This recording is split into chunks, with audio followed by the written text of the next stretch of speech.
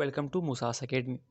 آج ہماری second class ہے جس کے اندر ہم پڑھیں گے introduction to economics by the definitions of economics.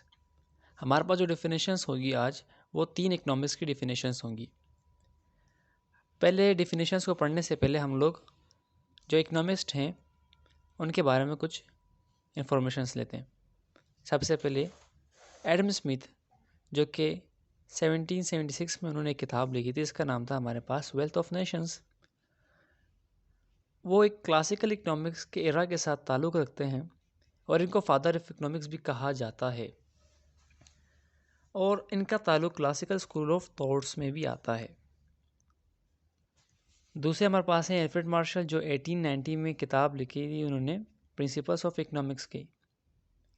وہ اکنامسٹ ہیں new classical school of thoughts, یعنی کہ پرانوں میں نہیں، یعنی کہ جو ہمارے پاس ایڈم اسمتھ تھے وہ پرانے تھے اور مارشل ہمارے پاس تھے، یعنی کہ مڈ ٹرم میں ہم کہہ سکتے ہیں۔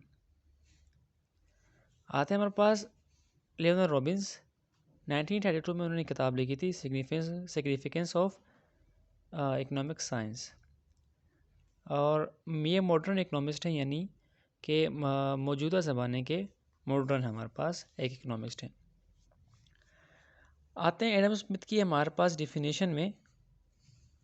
ان کی جو ڈیفینیشنس ہے وہ ہے economics as a science of wealth, یعنی اکنامکس صرف ویلتھ کے بارے میں بات کرتی ہے کہ ویلتھ کی پروڈکشن کس طرح ہوتی ہے، ویلتھ کو کمایا یا اس کو یوز کیسے کیا جاتا ہے، اس کو ایکسچینج کیسے کیا جاتا ہے، ڈسٹریبیوشن یعنی اس کی جو وہ ہوتا ہے بانٹنا، وہ ڈسٹریبیوشن کس طرح ہوتی ہے، اور کنزمپشن آف ویلتھ یعنی کہ اس کو کس طرح استعمال کیا جاتا ہے۔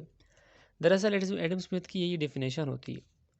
جب ایڈم اسمتھ نے یہ ڈیفینیشن دی تب اس وقت کے معاشرے میں اکنامکس کے خلاف کچھ آوازیں اٹھی، کیونکہ اکنامکس کے بارے میں جب ایڈم اسمتھ نے کہا کہ صرف ویلتھ کے بارے میں بات کرتی ہے تو اس کے اندر ویلفیئر کی، انسانیت کے بارے میں کوئی بات ہی نہیں آئی۔ آگے بڑھ کر ہم پڑھیں گے ایڈم اسمتھ کی جو ہمارے پاس ان کی جو اکنامک ڈیفینیشن کی جو ہمارے پاس ڈی میرٹس یا میرٹس تھی وہ پڑھیں گے، تب آپ کو اندازہ ہوگا کہ ان کی جو ڈیفینیشن ہے اس کے اندر کیا خامی اور کیا خوبی تھی۔ اب سیکنڈ ہمارے پاس آتے ہیں اکنامکس کی ڈیفینیشن، وہ ہے الفریڈ مارشل کی ڈیفینیشن۔ ان کی ڈیفینیشن ہے economics is study of mankind in the ordinary business of life, it examines that part of individuals and social actions which is mostly connected with the attainments of well-being۔ ان کا کہنا ہے کہ economics کا تعلق، economics ان بارے میں معلومات یا تعلیم وہ دیتی، اسٹڈیز کرتی ہے کہ انسان اپنی روزمرہ زندگی میں انڈیویجولی طور پر یا سوشل ایکشن کے طور پر جو بھی کام کرتا ہے کسی بھی چیز کے، یا جو بھی کام کرتا ہے تاکہ اس کو جو ویل بینگ یعنی کہ اچھائی یعنی کہ کمفرٹیبل یعنی کہ کمفرٹنس حاصل کرنے کے لیے جو بھی کام کرتا ہے اس کا تعلق ہوتا ہے اکنامکس میں۔